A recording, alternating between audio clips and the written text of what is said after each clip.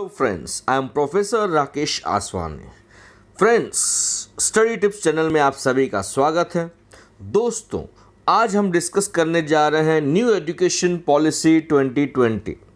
एकदम ही सिंपल भाषा में आपको इस टॉपिक को मैं समझाने की पूरी कोशिश करूंगा, क्योंकि जब से इस पॉलिसी के बारे में इंफॉर्मेशन आई है लोगों के मन में तरह तरह के डाउट्स आ रहे हैं, तो सोचा क्यों ना इसके ऊपर एक वीडियो बना लिया जाए। तो चलिए स्टार्ट करते हैं। सबसे पहले ये जो नई पॉलिसी आई है जिसको हमने नाम दे दिया नेशनल एजुकेशन पॉलिसी 2020, इसका असर, इसके इफ़ेक्ट्स किसके ऊपर पड़ने वाले हैं? स्टूडेंट्स के ऊपर, पेरेंट्स के ऊपर, टीचर्स के ऊपर, समाज यानी सोसाइटी के ऊपर, प्लस एम्प्लॉयमेंट लेवल के ऊपर। ये पॉलिसी कितनी अच्छी है, इसका प्लस क्या है, इसका माइनस क्या है, इसका किस पे कितना असर होगा, किसके लिए क्या पॉजिटिव है, किसके लिए क्या नेगेटिव है, इस सारे सवालों का जवाब मैं इस वीडियो के दौरान आपको देने की कोशिश करूंगा। तो चलिए आगे बढ़ते हैं। सबसे पहले important highlights of new education policy 2020। सबसे पहले फ्रेंड्स, ये जो पॉलिसी है ना 34 ईयर्स के बाद इंट्रोड्यूस की गई है। 34 ईयर्स तक पॉलिसी में कोई चेंज नहीं किया गया था, यानी इतने समय से हम लोग ओल्ड पॉलिसी को फॉलो कर रहे थे, जबकि ज़माना कहाँ से कहाँ पहुँच गया है। ये अच्छी बात है कि सरकार ने स्टेप लिया और न्यू पॉलिसी को इंट्रोड्यूस किया गया। फ्रेंड्स, ये जो पॉलिसी है 66 पेजेस का जो ड्राफ्ट बनाया गया है उसको वेबसाइट पे अपलोड किया गया है गवर्नमेंट की। अब तक वो पूरी पॉलिसी अवेलेबल नहीं है। 66 पेजेस का जो ड्राफ्ट है उसको मैं सिंप्लीफाई करके आपको समझाने की कोशिश करूँगा।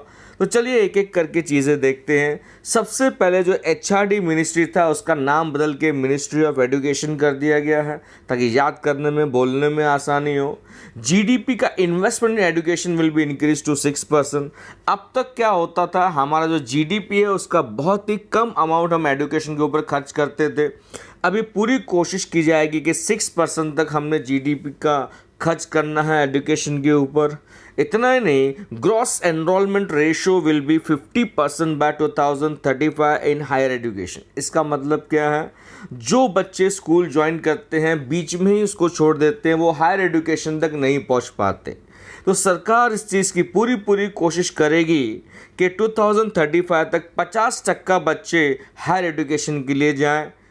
तभी तो हमारे देश का स्लोगन है ना फ्रेंड्स, पढ़ेगा इंडिया तभी तो आगे बढ़ेगा इंडिया। तो बहुत सारे इस पॉलिसी के प्लस पॉइंट्स हैं जो हम देखेंगे वन बाय वन, किसके लिए क्या प्लस है, किसके लिए क्या माइनस है। आगे बढ़ते हैं। तो सबसे पहले हम समझते हैं old education policy and new education policy में क्या डिफरेंस है। पुराना जो पॉलिसी का पैटर्न था वो 10+2 सिस्टम का फॉर्मेट था। 10+2 सिस्टम क्या, यानी 10 साल, यानी फर्स्ट स्टैंडर्ड से लेकर एसएससी तक हम स्कूल में पढ़ते थे। सबके लिए कॉमन सब्जेक्ट्स होते थे। उसके बाद 2 साल की पढ़ाई, यानी आप कोई स्ट्रीम में जा सकते हैं, कोई आर्ट्स में जाता है, कोई साइंस में जाता है, कोई कॉमर्स में जाता है। तो 10+2 यानी 12 साल की पढ़ाई। तो फर्स्ट स्टैंडर्ड से लेकर 10 स्टैंडर्ड तक प्लस 2 साल आप कॉलेज में पढ़ सकते हैं। जबकि न्यू एजुकेशन पॉलिसी में ने फॉर्मेट को बदल दिया है। 5+3+3+4 सिस्टम लाया गया है। फॉर्मेट क्या लाया गया है? 5+3+3+4 सिस्टम का फॉर्मेट लाया गया है, यानी सब मिला के 15 साल। पहले 12 साल का फॉर्मेट था, अभी 15 साल का फॉर्मेट लाया गया है। ये 15 साल का फॉर्मेट मैं अभी आपको थोड़ी देर में डिटेल में बताने जा रहा हूँ। यानी डिफरेंस आ रहा है पुराने और नए साल में 3 साल का। कहाँ आ रहा है, कैसे आ रहा है, ये भी मैं आपको समझाऊंगा। तो सबसे पहले न्यू एजुकेशन पॉलिसी जो है 5+3+3+4 सिस्टम में बात करें तो फर्स्ट 5 ईयर्स जब बच्चों को स्कूल में डाले जाएंगे तो first 5 years foundation years count होंगे, यानी बच्चों को बेसिक ज्ञान दिया जाएगा। फिर नेक्स्ट जो स्टेज होगा उसको नाम दिया गया है प्रीपरेटरी स्टेज, यानी सेकंड स्टेज की हम बात कर रहे हैं, जो कि 3 साल का होगा। फिर मिडिल स्टेज जो कि अगेन 3 साल का होगा, और लास्ट यानी चौथा स्टेज की हम बात करें 4 साल का होगा, जिसको नाम दिया गया है सेकेंडरी स्टेज। इन सब को अभी हम एक एक करके डिटेल में देखेंगे। तो सबसे पहले 5 ईयर्स का जो स्टेज 1 है, फाउंडेशन स्टेज की हम बात कर रहे हैं। तो यहाँ पे बच्चा 3 साल का जब होगा ना तो उसको हम स्कूल में एडमिशन दिलवा सकते हैं। पहले क्या होता था, खास करके गवर्नमेंट स्कूल में बच्चा फर्स्ट स्टैंडर्ड से पढ़ता था, यानी वो फर्स्ट स्टैंडर्ड से पहले जो प्री प्राइमरी, जैसे आप बालवाड़ी कहते हैं या आंगनवाड़ी जिसे हम कहते हैं, तो वो प्राइवेटली कहीं भी कर लेता था। लेकिन अभी इसको फॉर्मली इसमें स्कूल में ऐड कर दिया गया है। यानी बच्चा 3 साल का होगा तो आप उसको स्कूल में डाल सकते हैं। यानी 4 साल में बच्चा नर्सरी जो है कंप्लीट करेगा, 5 साल में बच्चा जूनियर केजी कंप्लीट करेगा और जब 6 साल का होगा तो सीनियर केजी कंप्लीट करेगा। तो ये 3 साल बच्चे के प्लेवे मेथड में होंगे, मतलब बच्चा जाएगा, एंजॉय करेगा और आसानी से चीज़ों को सीखेगा, कोई एग्ज़ाम्स वगैरह होने वाले नहीं हैं। फिर उसके बाद आता है जो है स्टैंडर्ड फर्स्ट एंड सेकंड, यानी बच्चा जब 7 साल का और 8 साल का होगा तो वो फर्स्ट और सेकंड स्टैंडर्ड को क्लियर करेगा। तो यहाँ पे ज़्यादा करके एग्ज़ाम्स नहीं होने वाले हैं, बच्चों को प्लेवे मेथड से सिखाया जाएगा। इसीलिए स्टेज का नाम रखा गया है फाउंडेशन स्टेज, ताकि बच्चों का बेसिक फाउंडेशन ज़्यादा से ज़्यादा स्ट्रॉन्ग हो। सेकंड स्टेज की अगर हम बात करें तो 3 साल का स्टेज होगा जिसको नाम दिया गया है प्रिपरेटरी स्टेज। ये स्टेज में बच्चा 3rd, 4th एंड 5th, यानी बच्चा 9th, 10th and 11th year जब क्रॉस करेगा तो वो 3rd, 4th और 5th स्टैंडर्ड पास करेगा।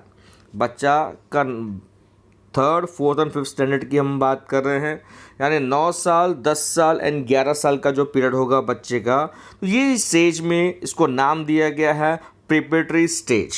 यहाँ पे बच्चों को तैयार किया जाएगा, एग्ज़ाम के लिए तैयार किया जाएगा, स्टेज जो है समाज के लिए तैयार किया जाएगा, बहुत सारी चीज़ें बच्चों को सिखाई जाएंगी। नेक्स्ट जो तीसरा स्टेज है जिसको नाम दिया गया है मिडिल स्टेज, स्टेज 3 यानी मिडिल स्टेज की हम बात कर रहे हैं। यहाँ पे जो बच्चा है 6th स्टैंडर्ड में जब जाएगा, 6th, 7th और 8th यानी 3 साल की बात करें, यानी जब बच्चा 12 साल, 13 साल और 14 साल का होगा तो बच्चा यहाँ पे ये स्टेज भी पढ़ने वाला है। अब 6th स्टेज की अगर हम बात करें तो यहाँ पे कोडिंग को इंट्रोड्यूस किया गया है। कोडिंग बच्चों को 6th स्टैंडर्ड से सिखाई जाएंगी, प्लस उनको कई प्रकार की वोकेशनल ट्रेनिंग दी जाएगी। फॉर एग्जांपल कोई बच्चा पेंटिंग में एक्सपर्ट है तो उसको पेंटिंग सीखने का मौका मिलेगा, किसी को कुछ और चीज़ में इंटरेस्ट है तो उसको वो चीज़ सीखने को मिलेगी।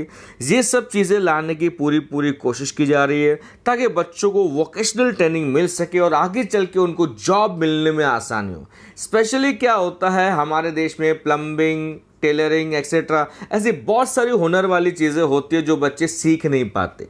हमारे यहाँ पे बच्चा 10वीं पास भी करता तो एक फिजिक्स पढ़ा हुआ बच्चा भी एक बल्ब भी अपने घर का चेंज नहीं कर पाता, उसको इतना भी ज्ञान नहीं होता है प्रैक्टिकल नॉलेज की अगर हम बात करें तो ये नया सिस्टम लाने की कोशिश की जा रही है ताकि बच्चों को मैक्सिमम वोकेशनल ज्ञान मिल सके और बच्चे लाइफ में कुछ बन सकें और अपने पैरों पे जल्द से जल्द खड़े हो सके। तो ये एक प्लस पॉइंट है, देखा जाए तो बच्चे के लिए बहुत सारी नई चीज़ें इंट्रोड्यूस करने जा रहे हैं। नेक्स्ट स्टेज है स्टेज 4 की। स्टेज 4 की अगर हम बात करें, स्टेज 4 की अगर हम बात करें तो वो है सेकेंडरी स्टेज की हम बात कर रहे हैं। यानी बच्चा 9th स्टैंडर्ड ऑनवर्ड्स, 9th से लेकर 12th तक ये 4 साल यानी 15 साल से लेकर 18 साल की एज की हम बात कर रहे हैं। तो यहाँ पे जो बच्चा है 9th स्टैंडर्ड से पढ़ेगा और 9th स्टैंडर्ड ऑनवर्ड्स की जो हम बात करें वहाँ पे सेमेस्टर वाइज एग्ज़ाम लाने की कोशिश की जा रही है। तो बच्चे को सिर्फ लास्ट में पढ़ के पास नहीं होना है, 2 सेमेस्टर्स होंगे, दोनों सेमेस्टर्स में उसने अच्छा स्कोर करने की कोशिश करनी है और सेमेस्टर का जो भी टोटल होगा वो हिसाब से उसको मार्किंग दी जाएगी। और यहाँ पे जो रिपोर्ट कार्ड की हम बात करें उसके बारे में मैं आगे आपको और ज़्यादा डिटेल में बताने जा रहा हूँ कि रिपोर्ट कार्ड कैसे बनेगा। बहुत सारी नई चीज़ें इंट्रोड्यूस की गई है। तो फ्रेंड्स यहाँ पे आपने देखा कि बच्चा 15 साल स्कूल जाएगा, पहले 10 + 12 12 साल का पीरियड था, अभी 3 साल ऐड किए गए। कौन से 3 साल? प्री प्राइमरी के 3 साल ऐड किए गए। ऑफिशियली उसको स्कूल में अभी डाला जा सकता है। अब इम्पोर्टेंट हाइलाइट्स की हम बात करेंगे कि इसके बाद 12वीं के बाद बच्चा जब ग्रेजुएशन करने जाएगा, यानी जब उसको कॉलेज की डिग्री मिलेगी, तो वो डिग्री 3 साल की भी हो सकती है, 4 साल की भी हो सकती है। डिग्री जो होगी वो 3 साल की भी हो सकती है, 4 साल की भी हो सकती है। तो पहले क्या होता था, हम डिग्री लेते थे तो हमें टी1 तक कंप्लीट करने के बाद ही डिग्री मिलती थी। अब ऐसा नहीं है। अब समझाने के लिए, अगर आपने 1 साल ग्रेजुएशन का कंप्लीट किया है, फर्स्ट ईयर ग्रेजुएशन अगर आपने कंप्लीट किया है तो आपको एक सर्टिफिकेट मिलेगा। अगर आपने 2 साल कंप्लीट किए हैं तो आपको डिप्लोमा मिलेगा। अगर आपने 3 साल कंप्लीट किए हैं ग्रेजुएशन में तो आपको बैचलर की डिग्री मिलेगी। अगर आपने 4 साल कंप्लीट किए हैं तो डिग्री के अलावा आपको रिसर्च का सर्टिफिकेट भी मिलेगा। इतना ही नहीं, यहाँ पे multi entry and multi exit होगा, यानी टाइम गैप की हम बात कर रहे हैं। कोई बच्चा अगर बीच में किसी कारण से एजुकेशन छोड़ देता है, फिर बाद में कुछ साल के बाद कंटिन्यू करना चाहे, वहीं से कंटिन्यू कर सकता है। यानी यहाँ पे बैंक ऑफ क्रेडिट की हम बात कर रहे हैं, तो यहाँ पे आपका जो मार्क्स हैं, जो आपने पढ़ाई की है, वो वेस्ट नहीं होने वाली। जहाँ पे आपने छोड़ा था वहीं से आप कंटिन्यू कर सकते हैं, तो ये भी एक प्लस पॉइंट है। और आपको हर साल का सर्टिफिकेट मिलेगा आप जितनी भी पढ़ाई करेंगे।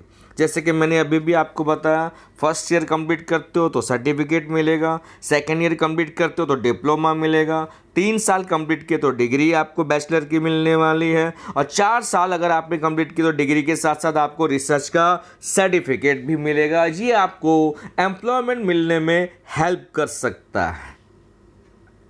नेक्स्ट की बात करें तो टीचर्स के लिए क्या चेंजेस आए हैं। अब टीचर्स की बात करें तो एमफिल को यहाँ पे डिसकंटिन्यू किया गया है। एमफिल को डिसकंटिन्यू किया गया है आफ्टर कंसल्टिंग एनसीईआरटी को कंसल्ट करने के बाद NCFTE 2021 लाया गया है। अब NCFTE क्या है, स्क्रीन पे आपके सामने फुल फॉर्म है, national curriculum framework for teachers education. इसको लाने की कोशिश की जा रही है। By 2030 minimum education qualification will be 4 years BEd degree. BEd की डिग्री कंपलसरी होगी।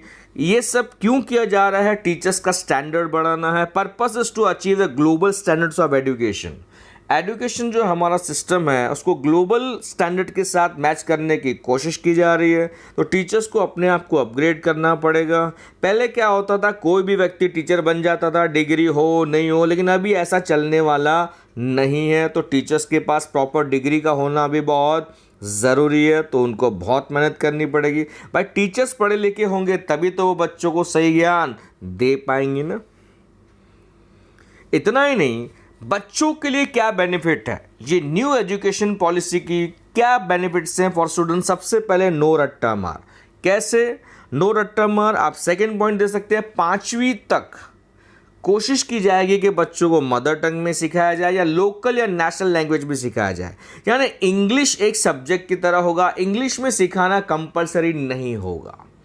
ये स्कूल्स के ऊपर डिपेंड करता है। अभी तक ये जो डिसीजन लिया है, ये जो ड्राफ्ट बनाया है, ये सेंट्रल गवर्नमेंट ने बनाया है। स्टेट गवर्नमेंट अभी इसके ऊपर अपनी राय देगी। अब देखेंगे कि आगे इसमें क्या होता है। तो यहाँ पे कंपल्शन नहीं है कि आपने अंग्रेजी में पढ़ाना है, आप कोई भी भाषा में पढ़ा सकते हो, मदर टंग हो, लोकल और नेशनल लैंग्वेज। इससे क्या होता है, बच्चों का लर्निंग का प्रोसेस फास्ट हो जाता है, बच्चे जल्दी चीज़ें सीखने लगते हैं।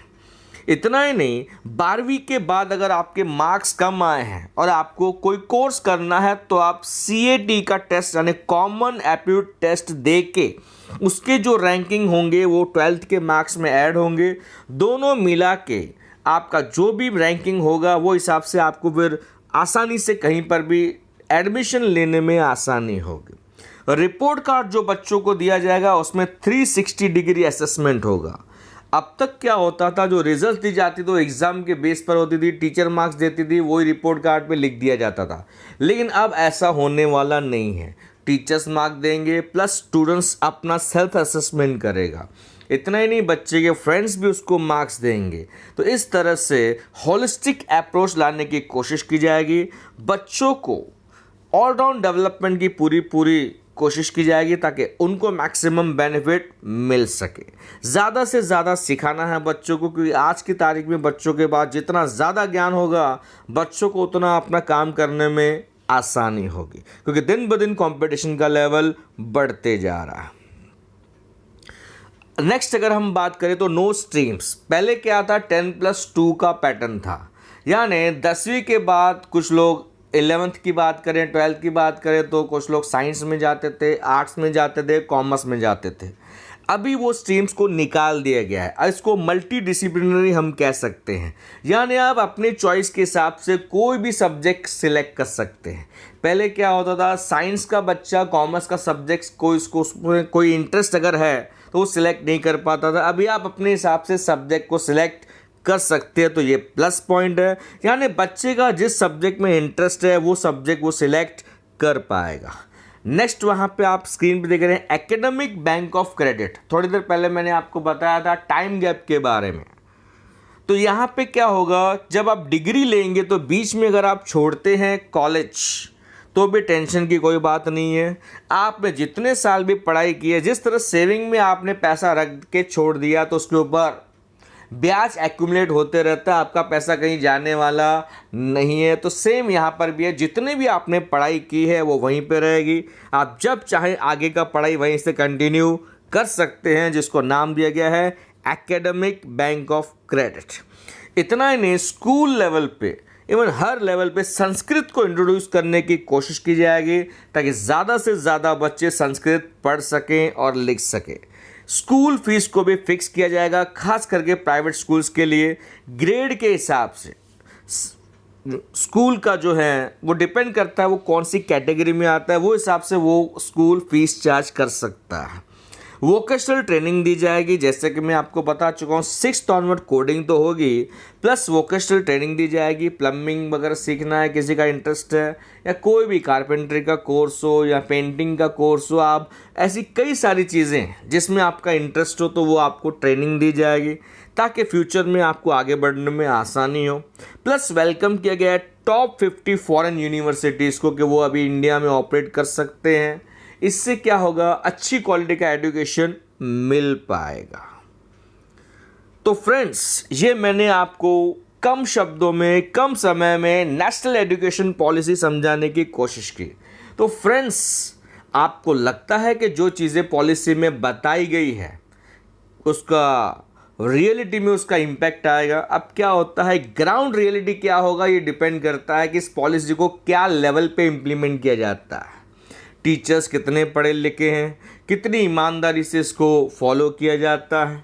तो अभी स्टेट गवर्नमेंट ने इसके ऊपर कई डिसीजंस लेने हैं, इसके ऊपर फाइनल अभी बहुत सारी चीज़ें होने बाकी हैं। तो ये रफ एस्टिमेट आपको दिया गया कि लगभग ये पॉलिसी ऐसी रहेगी, छोटे मोटे माइनर्स चेंजेस आने स्वाभाविक है। इसमें ये भी एक बात सामने आके, जो प्राइवेट स्कूल्स हैं, जो कॉन्वेंट के स्कूल्स हैं, तो क्या वो हिंदी मीडियम और बाकी मीडियम में पढ़ाएंगे, वो इंग्लिश नहीं पढ़ाएंगे? और दूसरी बात यह है, क्या आज की तारीख में इंग्लिश का कोई महत्व है? फ्रेंड्स, आप सबको पता है इंग्लिश का महत्व बहुत बढ़ते जा रहा है। तो अभी देखना ये है कि इसको किस तरह से इम्प्लीमेंट करते हैं। We will wait and watch. Friends, उम्मीद करता हूँ कि ये पॉलिसी आपको समझी होगी। आसान शब्दों में आपको मैंने इसे समझाने की कोशिश की। Thank you all for your love and support.